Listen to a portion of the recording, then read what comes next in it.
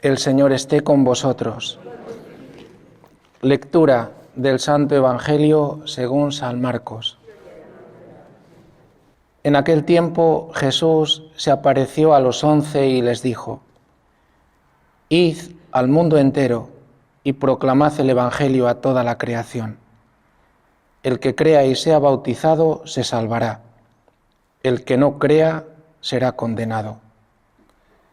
A los que crean les acompañarán estos signos: echarán demonios en mi nombre, hablarán lenguas nuevas, cogerán serpientes en sus manos, y si beben un veneno mortal, no les hará daño. Impondrán las manos a los enfermos y quedarán sanos. Palabra del Señor.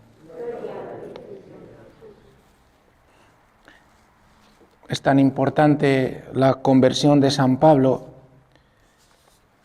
que Lucas, en los Hechos de los Apóstoles, primero él lo narra y después va a dejar que en labios de Pablo otras 2 veces, es decir, 3 veces, sea repetida la conversión de Pablo. Después él también en las cartas hará mención de lo que supuso para él el encuentro con Cristo.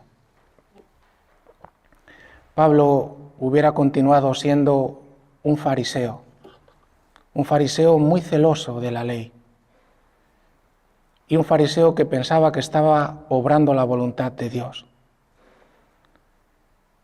Esto es muy doloroso para Pablo, porque lo único que quería hacer era la voluntad de Dios, y él pensaba que persiguiendo a los cristianos era como estaba cumpliéndola. Hay un celo, queridos hermanos, que no es según Dios. Hay un celo que es humano, pero que no se ajusta a la voluntad de Dios. En Pablo, antes de ser Pablo, Saulo, esto se manifiesta claro. Dice que él ardía en deseos, pero en deseos de sangre, de violencia, de erradicar a aquel grupo que estaba proclamando que un hombre crucificado era el Cristo y además el Hijo de Dios. Saulo quería la unidad de todo el pueblo judío, en torno a la fe mosaica, en torno a las costumbres y a todas las tradiciones de los padres que habían recibido. Pero este celo le llevaba a estar ciego. Antes de que Saulo, que significa el deseado, sea Pablo, que es el pequeño, el humilde, pasa algo. Y esto es lo que tenemos también que tener en cuenta para todos nosotros. Es la gratuidad de Dios. Nosotros hablamos de la conversión, pero es que antes pasa algo, y es la llamada. A nosotros, si Dios no irrumpe en nuestra vida, no estaríamos aquí ninguno. Lo que hace Dios es entrar en una vida, hacerse presente. La llamada de Dios, y además Dios no se las inventa. Dios hace escuchar su voz a los que Él ya ha destinado también para que lo escuchen. Cuando Dios tuvo a bien revelar en mí, dice Pablo en los Gálatas, revelar en mí a su Hijo, desvelarlo, aquel que me había elegido ya desde el seno materno. Dios nos ha amado a todos. Su Hijo ha dado la vida por todos, por eso dice: id y anunciad a todas las gentes, porque quiero encontrarme con todos. Antes de la conversión hay una irrupción de Dios en nuestra vida, es la gratuidad. Daros cuenta que Saulo era un criminal, bien directa o porque lo firmaba. Era él el que tenía que constatar, como pasa con Esteban. Él constató que lo habían lapidado. Era responsable primero. ¿Qué tenía Saulo que le agradara a Dios? Nada. ¿Que le condenara? Todo. La llamada de Dios es gratuita.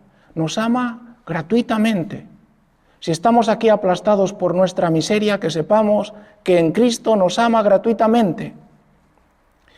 Y cuando Dios llama, hay 2 cosas que ocurren en nuestro corazón. Lo primero es que se pone en relación con nosotros. De algún modo nos hace escuchar las palabras del ángel a María. Yo estoy contigo, yo te quiero, yo te amo. Y la segunda cosa es que después de ponernos en relación con Él, ya comenzamos a comprender que esto va a tener una dimensión. Lo primero es con Él y después hay una dimensión humana. Y es que nos va a mandar, a enviar, a decir, sé testigo de este amor. Porque has sido amado cuando no te lo merecías. Y has sido amado hasta el extremo. Qué maravilla si hoy, contemplando a Jesús que ha dado la vida por ti, con nombre y apellidos, por ti. Que yo no me cansaré de decirlo porque para mí es un descubrimiento, que tiene Jesús grabado en su corazón tu nombre lo tiene grabado, y que nosotros hayamos acogido ya esta llamada, hayamos sido elegidos como primicias en esta generación. Solo después viene, una vez que irrumpe Dios en nuestra vida, que desvela a Cristo Jesús en nuestra vida, a su Hijo, en quien nos ha amado hasta el extremo. Entonces comienza un proceso. Llamamos conversión, pero también esto dice Pablo, que es lo que después también él va a predicar. Dice que hay como una triple dimensión. Lo primero dice que es que ilumina, es ver el estado en el que estamos. Pablo que era un soberbio, era un orgulloso, que pensaba que todo lo iba a hacer él, llevaba las cartas para hacer prisioneros y perseguir a todos los cristianos en Damasco. De repente es alguien que pregunta, ¿quién eres, Señor? Porque se dio cuenta, nosotros decimos que cayó, ¿verdad? Del caballo no había, cae en tierra, es decir, se da cuenta que es tierra, que es débil, que ya no puede sostenerse. Lo primero que hace Dios es iluminar, por eso quedamos cegados ante la luz de Dios. Ilumina nuestro estado y hay que aceptarlo. Lo primero es ver cómo estamos, cómo estoy delante de Dios sin Cristo, hermanos, cómo estaría yo, hecho trizas, metido en las cosas del mundo, buscándome a mí mismo, buscando el placer en todo. ¿Cómo estaríamos sin Cristo? Ya lo sé, con Cristo quizás vamos saliendo ahí como podemos. La cosa es vernos, que yo sin Cristo estaría condenado, soy un pecador. Y Pablo lo acepta. Dirá Pablo, yo era un perseguidor de la iglesia.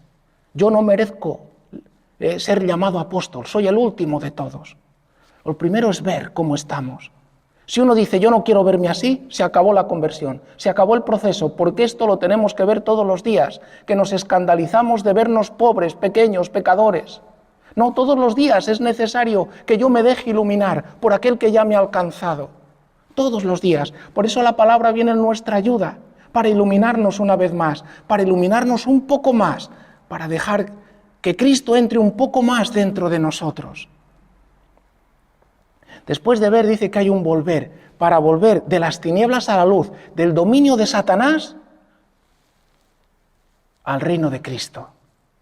O sea, que Pablo se da cuenta que en lugar de haber estado sirviendo a Dios, había estado sirviendo a Satanás. Pero ¿cómo es posible? Sí, porque perseguía a quién. ¿Quién eres tú? Dice, yo soy Jesús el Nazareno, a quien tú persigues. En los cristianos están persiguiendo a Cristo. Por eso nos va a defender. Por eso no nos va a abandonar, por eso está con nosotros. Yo soy Jesús el Nazareno a quien tú persigues. Le presenta a la iglesia. Salir de las tinieblas a la luz es acogerme a Cristo e inmediatamente abandonar el pecado. Si hay que abandonarlo, esto es doloroso. Pero si entra Cristo dentro de nosotros, amo más a Cristo que mi vida pasada. Por eso dice que es un volver de las tinieblas a la luz. Ahora hay que volver. Hermanos, abandonar el pecado es complicado, porque estamos muy agarrados. Y nosotros quisiéramos que Dios aceptase darme la vida junto con el pecado. Es imposible, o uno u otro. Volver de las tinieblas a la luz, del dominio de Satanás al reino de su Hijo, de Cristo. Hay que abandonarlos, entra en una lucha tremenda. Dirá Pablo, he combatido el buen combate, he mantenido la fe. Comienza la fe. Por eso el tercero es dejarme santificar, es dejarme renovar, es dejarme unir por Cristo al Padre, es dejarnos santificar. Y esto es la conversión permanente, todos los días, mirar a Cristo y decir, yo no te dejo, porque Cristo siempre en Dios va a estar continuamente diciéndonos, oye, que estoy aquí, oye, ven a mí, todos los días suscita en nosotros la fe. Este es el tercer paso, decir, yo entro hoy en el combate, yo sé que sin ti estaría condenado y yo quiero estar contigo. Por eso dirá Pablo, para mí la vida es Cristo y morir una ganancia. Pablo nos dice, es que el único que merece la pena, lo que yo pensaba que era ganancia, toda la Torá, todo lo demás, lo considero una pérdida en Cristo, porque en Cristo me lo da todo cumplido. Que hoy acojamos esta palabra. Dios está a nuestro lado, ha abierto en nosotros ya también nuestro corazón a la fe, ha desvelado a su Hijo y nos ha dicho, te quiero, te amo hasta el extremo, pero nos ha iluminado, somos pecadores, hermanos. Ahora hay que volverse a Él y decir, yo no quiero pecar, yo quiero estar contigo. Por su parte es lo único que desea, que nos acojamos a su corazón, que abandonemos todo lo demás, que le miremos a Él, demos espaldas al mundo, a la carne, rechacemos el mal. Y por último, que entremos en este combate, el buen combate, el combate de la fe, para poder llegar también a amar como Él nos ha amado. Que así sea.